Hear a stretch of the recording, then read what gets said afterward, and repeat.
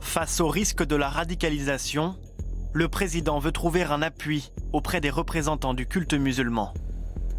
Dans les salons de l'Élysée lundi, il les a appelés à élever la voix pour combattre l'islamisme et le communautarisme. Pour le délégué général Abdallah Zekri, le Conseil français du culte musulman fait déjà beaucoup, mais ne peut pas tout. On ne va quand même pas faire du striptease pour que les gens nous voient. Vous savez, le CFCM, il évolue. On a fait des déclarations, on a dénoncé le terrorisme, on a mené des actions également dans l'Institut du monde arabe, des déclarations très fortes avec Cazeneuve à l'époque et avec d'autres ministres. Donc on a été audible, on nous entend. On nous parle de la radicalisation.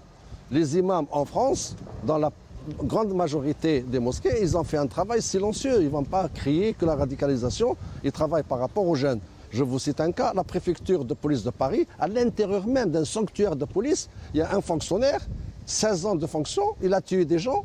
Les services n'ont pas pu déterminer s'il était radicalisé ou pas. Comment voulez-vous que moi ou un imam va déterminer un radicalisé? Est-ce que le fait de ne pas serrer la main à une femme, on est radicalisé? Est-ce que le fait de faire la prière, on est radicalisé? Je suis désolé, donc il faut définir un petit peu qu'est-ce qu'on entend par la radicalisation réellement.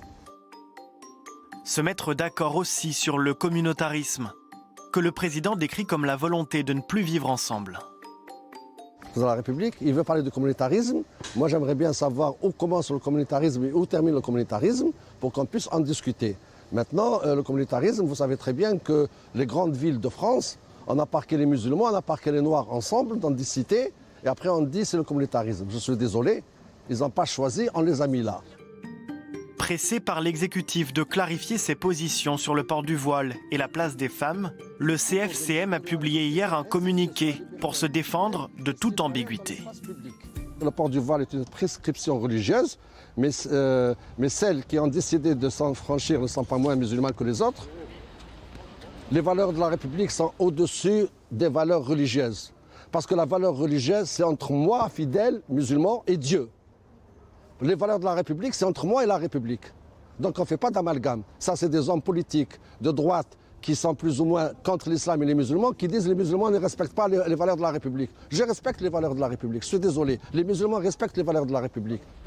Dans son communiqué, le CFCM liste d'autres initiatives, comme l'ouverture de son conseil religieux aux femmes ou la création d'une formation continue contre la radicalisation. Mais combien des 8 millions de musulmans en France adhèrent à la vision de l'islam portée par le CFCM?